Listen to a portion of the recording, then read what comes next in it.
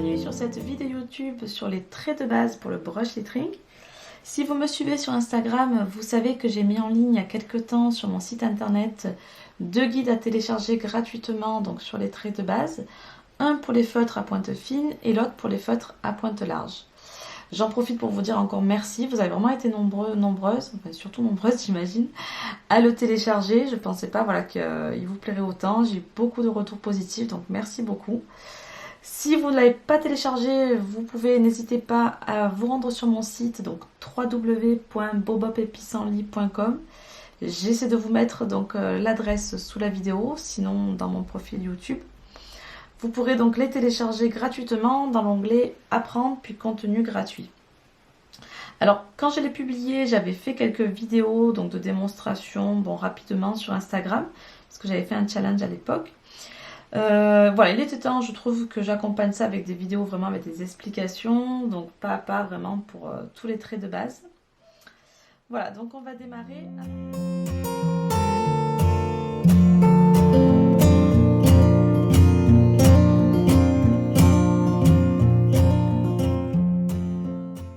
Alors pour cette présentation sur les traits de base, je vais utiliser ici le guide pour les feutres à pointe large, tout simplement parce que les caractères étant plus épais, enfin plus grands je veux dire, ils sortent mieux sur la vidéo forcément.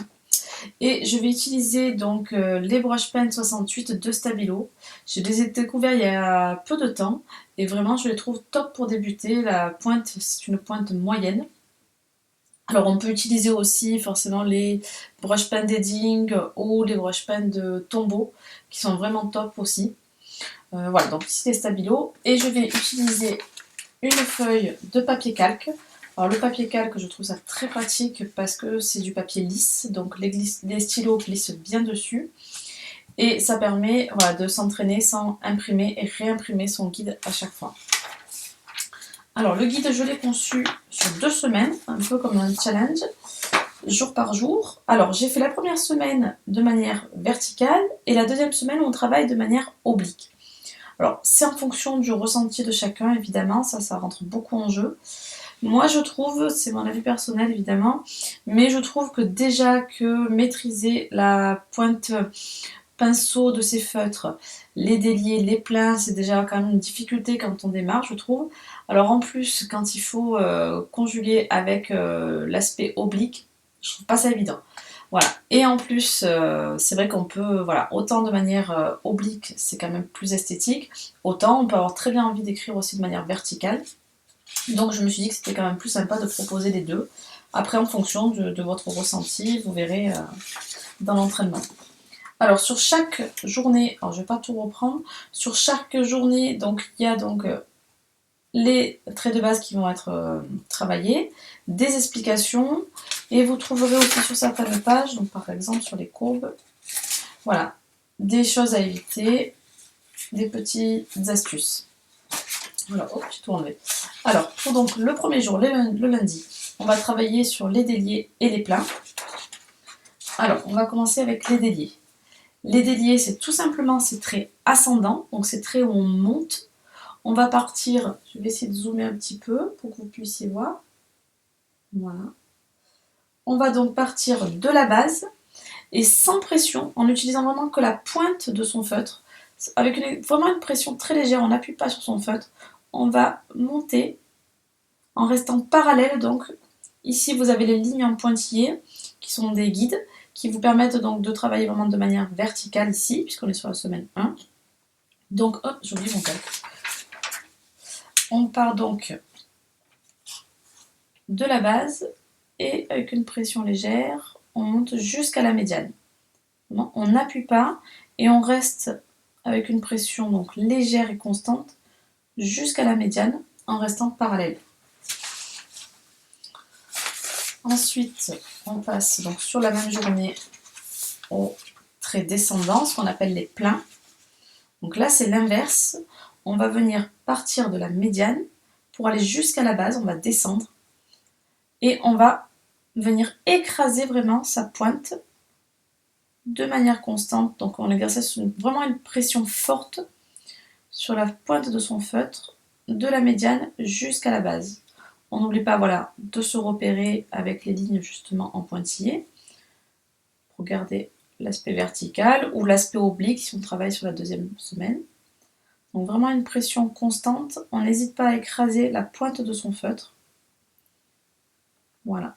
Donc on repère vraiment le terme donc plein ici, hein, puisque c'est un trait épais, un trait plein. Donc ça c'est pour le premier jour. Ensuite on passe au deuxième jour, le mardi, donc avec les courbes ascendantes et les courbes descendantes.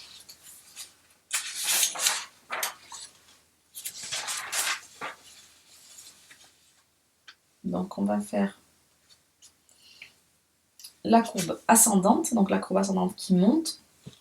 Je pars de ma base, je vais monter de manière verticale avec une pression légère, puis commencer une légère courbure, et arriver à la médiane, je ne vais pas appuyer directement, je vais commencer à appuyer, puis j'appuie fermement.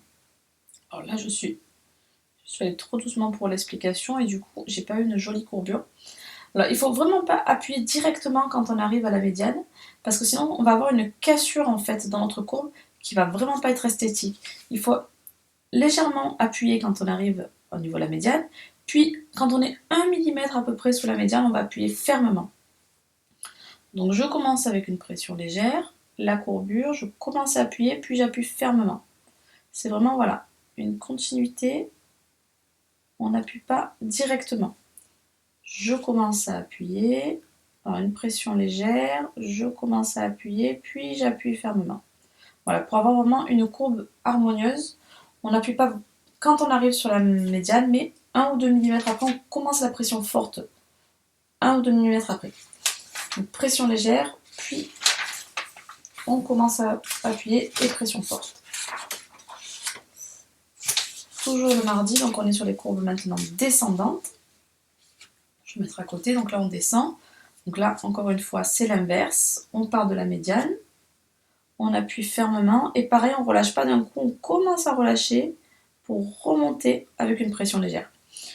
On ne relâche pas quand on arrive sur la base. On commence à relâcher 1 ou 2 mm avant. Donc je pars de la médiane, pression ferme, je commence à relâcher, puis je relâche pour remonter avec une pression légère. J'en fais encore un. Médiane, j'appuie, je commence à relâcher et pression légère. Voilà, mais là par exemple, j'ai pas appuyé, j'ai appuyé, je veux dire, j'ai relâché trop tôt et on voit typiquement en fait ici la cassure nette, alors que ça doit être une continuité comme ici.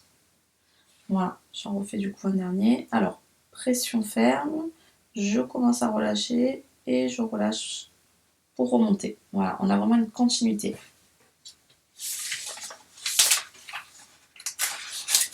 Ensuite, on passe au mercredi. Alors, le mercredi, c'est l'association de la courbe ascendante et descendante qui vont donc venir hop, se fusionner et former la vague.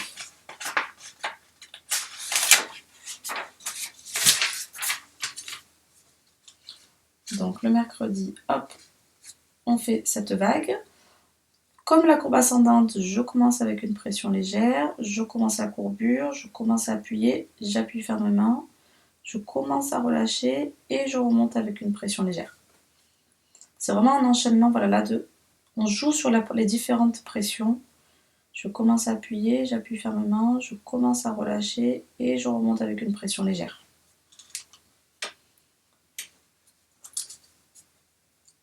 On jongle vraiment entre les déliés et les pleins. Toujours pareil, donc là, vraiment ce qu'il faut faire attention, c'est donc de pas, comme pour les courbes ascendantes et descendantes, hein, c'est-à-dire qu'on ne casse pas directement la pointe, arrive à la médiane, mais c'est progressif. Et pareil sur la base, on relâche un peu avant. Donc je monte de manière progressive, je commence à appuyer de manière progressive, je veux dire, et je commence à relâcher, puis je relâche pour remonter, hop, avec une pression légère.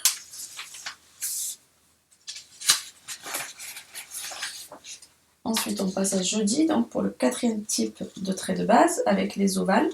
Donc on va avoir ici l'ovale classique, on va partir vers la gauche, et l'ovale inversé, on va partir vers la droite.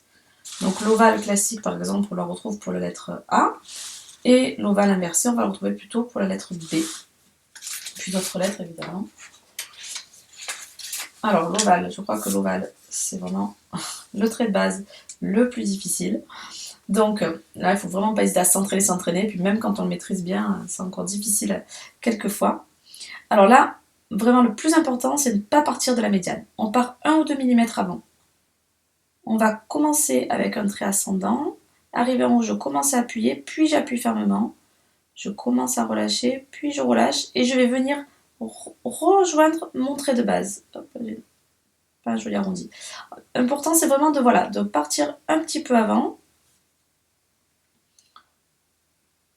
Trait ascendant, arrivé à la médiane, je commence à appuyer, puis j'appuie fermement. Je commence à relâcher, puis je relâche et je monte rejoindre mon point de départ. Il doit vraiment se fondre, on ne doit plus le voir. On refait un petit peu espacé pour écarter, pour mieux qu'on le voit. Alors, je commence un petit peu avant, pression légère, pression forte, pression légère, et je rattrape. Voilà, donc vraiment le plus important dans l'ovale, c'est vraiment de partir 1 ou 2 mm avant la médiane, pour donc démarrer avec le trait ascendant, et pouvoir mieux jongler sur donc les différentes pressions légères, légère pression un peu plus forte, puis pression forte. Et rattraper donc son point de départ pour venir le fondre. Ici, on est sur les ovales inversés. Donc c'est la même chose, mais à l'envers, on va partir vers la droite. Donc pareil que pour l'ovale classique, je pars un peu avant la médiane. Je démarre avec une pression légère. Arrivé à la médiane, je commence à appuyer. J'appuie fermement, je commence à relâcher et je remonte pour venir rattraper donc mon point de départ. Un peu avant, 1 ou 2 mm, je me place sur la pointe de mon pinceau. Légère courbure, arrive à la médiane, je commence à appuyer, j'appuie fermement, je commence à relâcher et je viens rattraper mon point de départ. Voilà, il faut vraiment éviter en fait de venir se mettre à côté. Alors je vous montre là pour un exemple. Là. On va venir donc éviter de rattraper à côté ou de s'arrêter avant, ou des fois on va justement voir le décalage dans la jonction. Donc on part un peu avant, plein, on relâche pour venir faire le délié et on peut même venir presque jusqu'à la médiane hein, pour vraiment faire en sorte que le point de départ se fonde et qu'on ne puisse plus le voir. Vendredi, on enchaîne avec la boucle.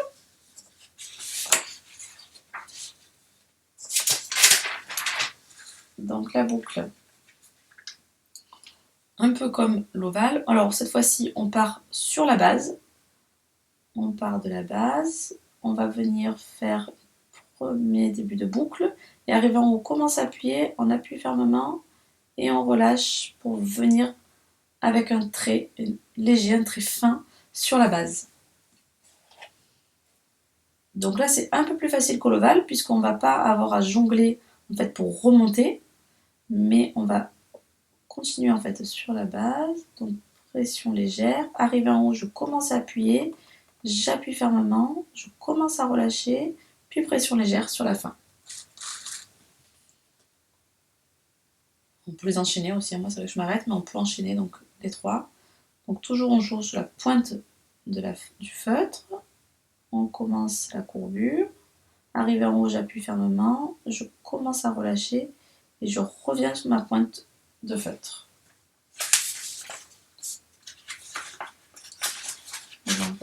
Le samedi, on est sur les boucles ascendantes, donc qui montent, et les boucles descendantes.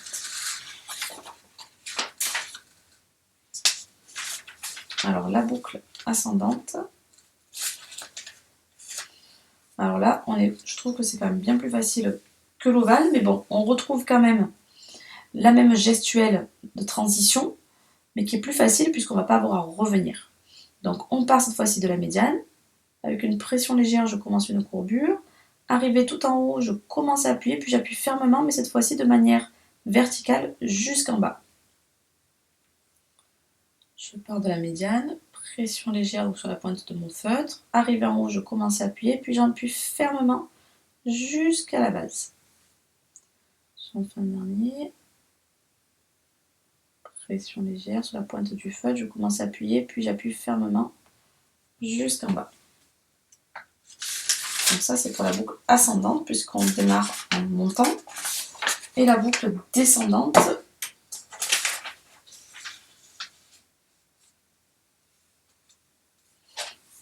alors la médiane, je commence la médiane, j'écrase directement ma pointe cette fois-ci, jusqu'à un petit peu en bas où je commence à relâcher pour revenir sur ma pointe de feutre avec une pression légère.